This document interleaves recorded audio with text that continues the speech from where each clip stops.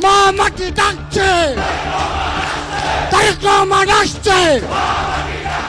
শাহবাগে ৩ আগস্টের সমাবেশে নিজেদের নতুন করে চাঙ্গা করেছে জাতীয়তাবাদী ছাত্রদল, কিন্তু এই সমাবেশের পর আবারও জন্ম নিয়েছে হাস্যরস ও বিতর্কের। সংগঠনের সভাপতি সহ অনেক নেতাকর্মীর বয়স ও শিক্ষকতা যোগ্যতা নিয়ে নানান প্রশ্ন তুলেছেন নেটিজেনরা, এমনকি গণমাধ্যমের সামনেও বিব্রতকর পরিস্থিতিতে পড়েছেন কেউ কেউ।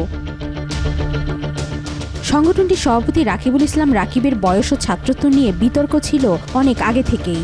এবার সমাবেশে আগত নেতাকর্মীদের সাংগঠনিক পরিচয়, বয়স ও শিক্ষাগত যোগ্যতা নিয়ে সাংবাদিকরা প্রশ্ন করলে তোপের মুখে পড়েন অনেকেই। তার কিছু ভিডিও সামাজিক মাধ্যমে ইতিমধ্যে ভাইরালও হয়েছে। আমি এখন বর্তমানে সেক্রেটারি আছি ছাত্রদলের। কোন জেলা? সুনামগঞ্জ। আমি ছাত্রদল, বাংলাদেশ জাতীয়তাবাদী ছাত্রদল। এই সমাবেশে গণমাধ্যম কর্মীরা বিভিন্ন পর্যায়ের নেতাদের কাছে সরাসরি জানতে চায় তাদের বয়স কত, কোথায় পড়াশোনা করছেন, কিংবা আপনি কি এখনো ছাত্র কিনা। এই প্রশ্নগুলোর মুখে পড়ে অনেকেই হকচকিয়ে যান। কেউ বয়স বলতে গড়িমসি করেন, কেউ শিক্ষা প্রতিষ্ঠানের নামই মনে করতে পারেন না। আপনি পড়ালেখা কিসে করছেন? পড়ালেখা আমি ডিগ্রি পাস প্রথম বর্ষ করছি। জি, ডিগ্রি প্রথম বর্ষ। সংগঠনের সভাপতি রাকিবকে নিয়ে আলোচনা সবচেয়ে বেশি। বেসরকারি এক টেলিভিশনে রাকিবকে প্রশ্ন করা হয় ছাত্র না হয়েও কিভাবে তিনি ছাত্রদলের সভাপতি। প্রশ্নের উত্তরে তিনি জানিয়েছিলেন, ছাত্রদলের সভাপতির দায়িত্ব ছাত্র থাকা অবস্থায় পালন করা কঠিন। তার মানে আপনি এখন ছাত্র না?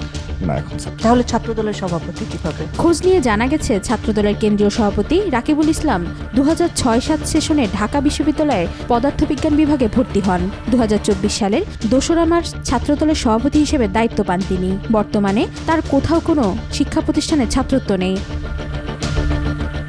রাকিব 1988 সালের 20 জানুয়ারি উপজেলার কাশিমপুর ইউনিয়ন পরিষদের কাশিমপুর গ্রামের বাসিন্দা কারি সায়র উদ্দিন ও মোসাম্মদ ফিরোজা বেগম দম্পতির ঘরে জন্মগ্রহণ করেন। সেই হিসেবে ছাত্রদল সভাপতির বয়স প্রায় 37 বছর। তিনি ছাড়াও বিভিন্ন বিশ্ববিদ্যালয় ও মহানগর জেলা উপজেলার শাখা ছাত্রদল নেতাদের বয়স ও ছাত্রত্ব নিয়ে রয়েছে নানা প্রশ্ন।